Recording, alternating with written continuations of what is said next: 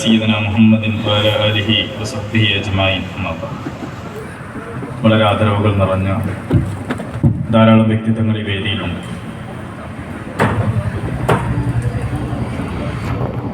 പ്രിയപ്പെട്ട SSFന്റെ സഹപ്രവർത്തകരെ, നാട്ടുകാരെ, 32ാമത് എഡിഷൻ സാഹിത്യോത്സവിന്റെ വേദിയിലാണ് നമ്മൾ ഒരുമിച്ച് ചേർന്നിരിക്കുന്നത്. ഈ വേദി മനുഷ്യബന്ധങ്ങളെ കുറിച്ച് സംസാരിക്കുകയാണ്. മനുഷ്യൻ എന്ന വാക്കിന്റെ വിശാലമായ തലങ്ങളെ അതിർത്തിയുടെയും ഭാഷദേശങ്ങളുടെയും ഒക്കെ അപ്പുറത്തിരുന്നു കൊണ്ട് കാണാനും അറിയാനും അനുഭവിക്കുവാനും കഴിയുന്ന ഒരു സന്ധിയിലൂടെയാണ് നാം കടന്നുപോയിക്കൊണ്ടിരിക്കുന്നത്. എത്രമേൽ മനുഷ്യരെ അകറ്റി നിർത്തുവാനും വെറുപ്പിന്റെ വിഷവിത്തുകൾ വിതക്കാനും ശ്രമിക്കുന്നതിനിടയിലും നന്മയുടെ ഒരു ചെറുനൂൽത്തരി കൊണ്ട് നമുക്കൊരുമിച്ച് നിൽക്കാനും കഴിയുമെന്ന് ബോധ്യപ്പെടുത്തിയ നാളുകളാണ് കഴിഞ്ഞുപോയത്. അടിസ്ഥാനപരമായ മനുഷ്യന്റെ ബോധ്യം വെറുപ്പും വിദ്വേഷവുമല്ലെന്ന്, വെറുപ്പിനെയും വിദ്വേഷത്തെയും മറന്നുകൊണ്ട് നമുക്കൊരുമിച്ച് നിൽക്കുവാൻ എല്ലാ തരത്തിലുമുള്ള സാധ്യതകളുണ്ട് എന്നാണ് കഴിഞ്ഞ കുറച്ചു നാളുകൾ നമ്മളെ ഓർമ്മപ്പെടുത്തിക്കൊണ്ടേയിരിക്കുന്നത്. നിങ്ങൾ ആരും, നിങ്ങൾ എവിടെ ജനിച്ചു, നിങ്ങളുടെ ഭാഷ എന്ത്, നിങ്ങളുടെ ദേശമേത്, നിങ്ങൾ ഏത് വിശ്വാസ സംഹിതയിൽ വിശ്വസിക്കുന്നു എന്നതിനൊക്കെ ഉപരിയായിട്ട് നമുക്കൊരുമിച്ച് നിൽക്കുവാനുള്ള സാധ്യതകളുണ്ട് എന്ന് പല അർത്ഥത്തിലുള്ള ബോധ്യങ്ങളിലേക്ക് നാം കടന്നു വന്നിട്ടുണ്ട്. സ്വാഭാവികമായും വെറുപ്പുൽപാദിപ്പിക്കുന്ന മനുഷ്യർക്ക്, വെറുപ്പ് മാത്രം വിറ്റ് ജീവിക്കുവാൻ കഴിയുന്ന മനുഷ്യർക്ക് അസ്വസ്ഥതകളും അവരുടെ അകത്ത് വിയോജിപ്പുകളും രൂപപ്പെട്ടിട്ടുണ്ടാകാം. നമ്മളെ സംബന്ധിച്ചിടത്തോളം അതിനെല്ലാം അപ്പുറത്ത് ഈ സ്നേഹത്തിൻ്റെ ഭാഷയെ, ഈ സൗഹൃദത്തിൻ്റെയും സാഹോദര്യത്തിൻ്റെയും പാരസ്പര്യത്തിൻ്റെയും ഒക്കെ ചേർത്ത് നിൽപ്പിൻ്റെ ആഘോഷമാണ് നമ്മുടെ കാലത്ത്, എല്ലാ കാലത്തും ഉണ്ടായിക്കൊണ്ടേയിരിക്കേണ്ടത് എന്ന് പറയാം. തലമുറകളെ കുറിച്ച് സംസാരിക്കുമ്പോൾ ഏറ്റവും പുതിയ തലമുറയെ നോക്കി പുതിയ തലമുറക്ക് വഴിവെച്ചിരിക്കുന്നു എന്ന ആഖ്യാനത്തിന് മനുഷ്യോൽപത്തിയോളം തന്നെ പഴക്കമുണ്ടാകും എന്നാണ് എനിക്ക് തോന്നുന്നത്. എല്ലാ തലമുറയും അവരുടെ രണ്ടാം തലമുറയെ നോക്കിയിട്ട് പുതിയ തലമുറ എങ്ങോട്ടാണ് പോകുന്നത് എന്ന് നോക്കി അത്ഭുതം കൊണ്ടിട്ടുണ്ട്. രണ്ടു തരം തലമുറകളുടെ ഒരു സങ്കലന കാലത്താണ് നമ്മളുള്ളത് എന്നാണ് തോന്നുന്നത്. ഒന്ന്, ഈ ഡിജിറ്റൽ ടെക്നോളജിയുടെ ലോകത്തേക്ക് ജനിച്ചു വീണവരും, രണ്ടാമത്തേത് ഡിജിറ്റൽ ടെക്നോളജിയുടെ ലോകത്തേക്ക് കുടിയേറി പാർത്തവരും.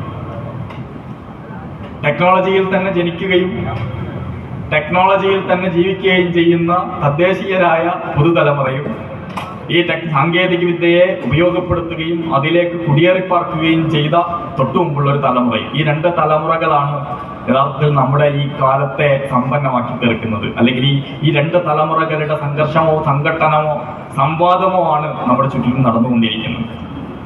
ഈ സംവാദങ്ങൾ എങ്ങനെയാണ് വികസിപ്പിക്കേണ്ടത് എന്നതിനെക്കുറിച്ച്, ഈ ചർച്ചയിൽ നിന്ന് എന്താണ് നമുക്ക് രൂപപ്പെടുത്തിയെടുക്കേണ്ടത് എന്നതിനെക്കുറിച്ച്, ഈ രണ്ട് തലമുറകൾക്കും പരസ്പരം സംസാരിക്കുവാനും കൈമാറ്റം ചെയ്യുവാനുമുള്ളത് എന്ത് എന്നതിനെക്കുറിച്ചുള്ള ആലോചനയാണ് ഈ സാഹിത്യോത്സവത്തിന്റെ വേദി ബാക്കി വെക്കേണ്ടത് എന്ന് തോന്നുന്നു.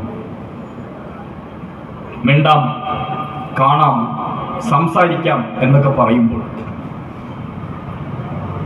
വളരെ വലിയ സാമൂഹിക ബന്ധങ്ങളുടെ കൂട്ടായ്മകൾ സൃഷ്ടിക്കപ്പെടുന്നവരാണ് നമ്മളെല്ലാവരും. നമ്മുടെ സൗഹൃദങ്ങളുടെ ലിസ്റ്റിൽ 10-15 പേരുടെ ലിസ്റ്റ് ഉണ്ടായിരുന്ന ഒരു കാലത്ത് നിന്ന് 5000 പേരുടെ ലിസ്റ്റിലേക്ക് നമ്മൾ അതിൽ നിന്ന് വളർന്നു വരികയും അതിനും അപ്പുറത്തേക്ക് നമ്മൾ അതിനെ വികസിപ്പിക്കുകയും അപരിചിതനായ മനുഷ്യരുമായി ഒന്നിച്ചു നിൽക്കാനും അവരുമായി സംസാരിക്കാനും അവരുമായി ഹൃദയവികാരങ്ങൾ പങ്കുവെക്കാനും കഴിയുന്ന തലത്തിൽ, അല്ലെങ്കിൽ അതാണ് ഏറ്റവും അഭികാമ്യമെന്ന് കരുതുന്ന തലത്തിലേക്ക് സമൂഹം മാറിക്കൊണ്ടേയിരിക്കുന്ന ഒരു സന്ദർഭത്തിലാണ് നമ്മളുള്ളത്.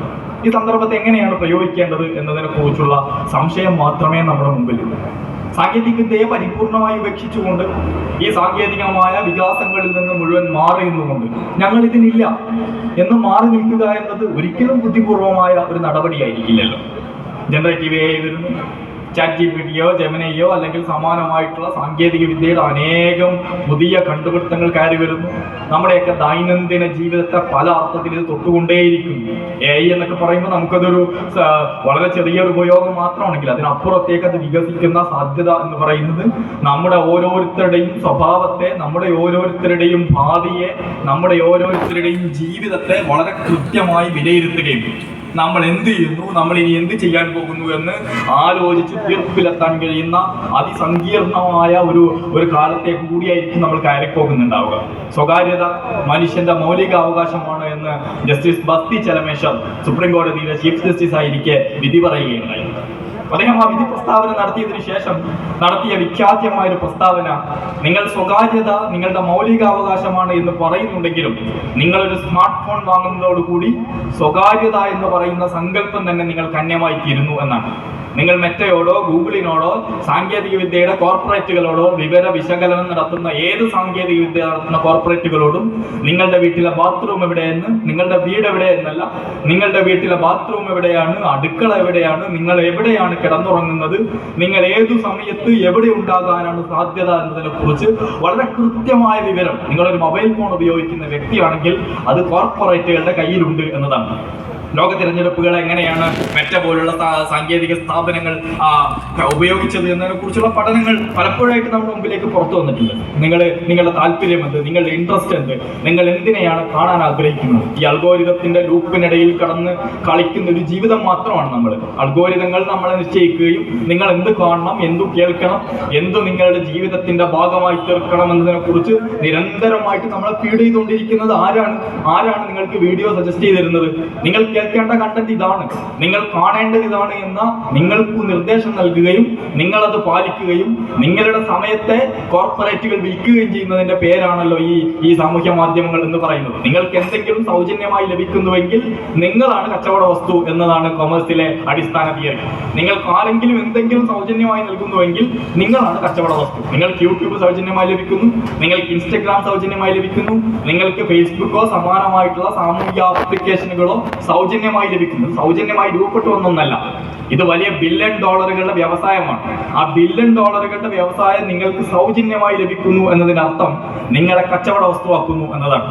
നമ്മളെ കച്ചവട വസ്തുവാക്കുന്നു എന്നതാണ്. നമ്മളെ സമയത്തെ കൊടുക്കുകയും ആ സമയത്തെ വിറ്റ് മെറ്റയും ഗൂഗിളും തടിച്ചു കൊടുക്കുകയും അവിടേക്ക് നാം അത് കണ്ട് ആസ്വദിക്കുകയും ഒന്നിൽ നിന്നൊന്നിലേക്ക് തുടർച്ചയായി നമ്മുടെ മനസ്സിനെ അവിടെ ഉപേക്ഷിക്കുകയും ചെയ്യുന്ന, നമ്മുടെ മനസ്സിന്റെ സ്വഭാവ രൂപീകരണത്തിന്റെ, അഭിപ്രായ രൂപീകരണത്തിന്റെ ഇടം സ്വാധീന ശക്തിയായി സാമൂഹ്യ മാധ്യമങ്ങൾ മാറുന്നു എന്നുള്ളതാണല്ലോ ഇത് സൂചിപ്പിക്കുന്നത്. അതുകൊണ്ടാണ് ഷാഡോ ബാൻ ഉൾപ്പെടെയുള്ള പ്രക്രിയകളെ ഈ സാങ്കേതിക വിദ്യകൾ പ്രയോജനപ്പെടുത്തിക്കൊണ്ടിരിക്കുന്നത്. നിങ്ങൾ പാലസ്തീൻ അനുകൂലമായി സംസാരിക്കുമ്പോൾ അതിൽ കൂടുതൽ ആളുകളിലേക്ക് എത്താതിരിക്കാൻ, നിങ്ങൾ ഇസ്രായേലിന് അനുകൂലമായി സംസാരിക്കുമ്പോൾ അത് ധാരാളം മനുഷ്യരിലേക്ക് എത്തിച്ചേരാനുള്ള ഈ അൽഗോരിതത്തിന്റെ കളികൾക്കിടയിലാണ് നമ്മുടെ ജീവിതം കിടക്കുന്നത്. ഇതിനിടയിലെ സത്യം എന്ത്, നുണ എന്ത്, നേരെ ഏതാണ് നാം കാണേണ്ടത്, വായിക്കേണ്ടതെന്നുള്ളതിനെ കുറിച്ചൊക്കെയുള്ള ആലോചന നടക്കേണ്ടതുണ്ട്. റൈറ്റ് ടു ഇഗ്നറൻസ് എന്ന് പുതിയ കാലത്ത് നമ്മൾ കേട്ടു തുടങ്ങിയ ഒരു പ്രയോഗമാണ്. വിവരങ്ങളുടെ ഒരു അതിപ്രസരം നടന്ന കാലത്ത് റൈറ്റ് ടു ഇഗ്നറൻസ്, നിങ്ങൾക്ക് റൈറ്റ് ടു പ്രൈവസി ഉള്ളതുപോലെ, നിങ്ങൾക്ക് റൈറ്റ് ടു ഇൻഫർമേഷൻ ഉള്ളതുപോലെ റൈറ്റ് ടു ഇഗ്നറൻസ്, നിങ്ങൾക്ക് അറിയാതിരിക്കുവാനുള്ള അവകാശമുണ്ട് എന്നതാണ് പുതിയ കാലത്തെ വാദമായി ഉയർത്തപ്പെടുന്നത്. നിങ്ങൾക്ക് അറിയാതിരിക്കുവാൻ കൂടിയുള്ള അവകാശം ഉണ്ട്. ഇത് നിങ്ങൾ അറിഞ്ഞേ പറ്റൂ എന്ന അർത്ഥത്തിലാണ് നമ്മുടെയൊക്കെ ഇടങ്ങളിലേക്ക് ഈ വിവരങ്ങളുടെ കുത്തിക്കയറ്റങ്ങൾ സംഭവിച്ചുകൊണ്ടിരിക്കുന്നത്. എന്താണ് സത്യമെന്ന് നമ്മൾ പലപ്പോഴും തിരിച്ചറിയുന്ന പോലുമില്ല. ഈ നുണകളുടെ വ്യാപാരം നടക്കുന്ന സത്യാനന്തര കാലം എന്നൊക്കെ അതിനെ ഈ സാങ്കേതികമായി അല്ലെങ്കിൽ വലിയ ഭാഷയിൽ പ്രയോഗിക്കുമ്പോൾ അടിസ്ഥാനപരമായി നാം മനസ്സിലാക്കുന്നത് നമ്മുടെയൊക്കെ കയ്യിലേക്ക് വരുന്ന വാർത്തകളിൽ സത്യം എന്താണ്, നുണ എന്താണ്, ഇത് ആരാണ് പടച്ചുവിട്ടത്, ഈ പടച്ചുവിട്ട ആളുകളുടെ താല്പര്യം എന്താണ്, ഇതുപോലെ നമ്മൾ അറിയുന്നില്ല. ഒരു സാങ്കേതികമായ എന്തോ ഒരു പ്രചാരമുണ്ട്, ഒരു ട്രെൻഡിങ് ആയിട്ടുള്ള ഒരു സംഗതി ഉണ്ട് എന്ന് കാണുമ്പോൾ കേൾക്കുമ്പോൾ അതിന്റെ പിന്നാലെ നമ്മൾ ഓടി ചെല്ലുമ്പോൾ അവരുടെ താല്പര്യം നമ്മുടെ മൊബൈലിലെ വിവരശേഖരണം ആയിരിക്കും. ഏറ്റവും വിലയുള്ള, ഏറ്റവും വില പിടിക്കുന്ന ഒരു കച്ചവട വസ്തുവായിട്ട് ഓരോ മനുഷ്യന്റെയും വിവരങ്ങൾ മാറിയിരിക്കുന്ന കാലത്താണ് നമ്മൾ നിൽക്കുന്നത്. എന്തിനാണ് നിങ്ങൾ എല്ലാ സൂപ്പർ മാർക്കറ്റുകളും നിങ്ങൾ മൊബൈൽ നമ്പറുകൾ വാങ്ങുന്നത്? എല്ലായിടത്തും പോയി ചെല്ലുമ്പോൾ നിങ്ങൾക്ക് ഫോം ഫില്ല് ചെയ്യാനുള്ള അവസരങ്ങൾ ഉണ്ടാകുന്നത്? ഈ ഫോമുകളിലെല്ലാം നിങ്ങളുടെ സ്വകാര്യമായ അനേകം വിവരങ്ങൾ ചേർത്ത് വെക്കുന്നത്. ഇതിനെല്ലാം ചേർത്ത് വെച്ചുകൊണ്ട് ഒരു വിവര പട്ടിക, ഒരു വിവര സഞ്ചയിക രൂപപ്പെടുത്തി കഴിഞ്ഞാൽ നിങ്ങളെ നിരീക്ഷിക്കാൻ, നിങ്ങൾക്ക് എന്ത് നൽകണമെന്ന് പറയാൻ, നിങ്ങൾ എന്ത് അഭിപ്രായപ്പെടുമെന്ന് മനസ്സിലാക്കാൻ ഇതിനൊന്നും വലിയ പ്രയാസമില്ലാത്ത ഒരു കാലത്താണ് നമ്മൾ ജീവിക്കുന്നത്. അപ്പൊ ഞാൻ പറയുന്നത്, ഇങ്ങനെ സാങ്കേതിക വിദ്യയെ നമ്മുടെ ഈ ഞരമ്പുകളോളം ചേർന്ന് നിൽക്കുന്ന, അല്ലെങ്കിൽ നമ്മുടെ കഴുത്ത് നാടിയോളം ചേർന്ന് നിൽക്കുന്ന ഒരു കാലസന്ധിയിൽ നമ്മൾ ജീവിക്കുമ്പോൾ നമ്മൾ അതേസമയം അകന്നു പോകുന്നത് മനുഷ്യരിൽ നിന്നാണ്, സ്നേഹത്തിൽ നിന്നാണ്, സൗഹൃദങ്ങളിൽ നിന്നാണ്, പാരസ്പര്യത്തിൽ നിന്നാണ്, കരുണയിൽ നിന്നാണ് എന്നത് കൂടി നമ്മൾ തിരിച്ചറിയും. എന്താണ് സാമൂഹ്യ മാധ്യമങ്ങളുടെ ഡിജിറ്റൽ അഡിക്ഷൻ ബാക്കി വെക്കുന്നതിനെ കുറിച്ച് പ്രധാനമായ പഠനങ്ങൾ സൂചിപ്പിക്കുന്ന ഒരു കാര്യം ഫോമോ എന്ന് പറയുന്ന ഒരു അവസ്ഥയിലേക്ക് നമ്മൾ എത്തിച്ചേരുന്നു എന്നുള്ളതാണ്. നമുക്ക് എന്തൊക്കെയോ നഷ്ടപ്പെട്ടിട്ടുണ്ട് എന്ന തോന്നൽ.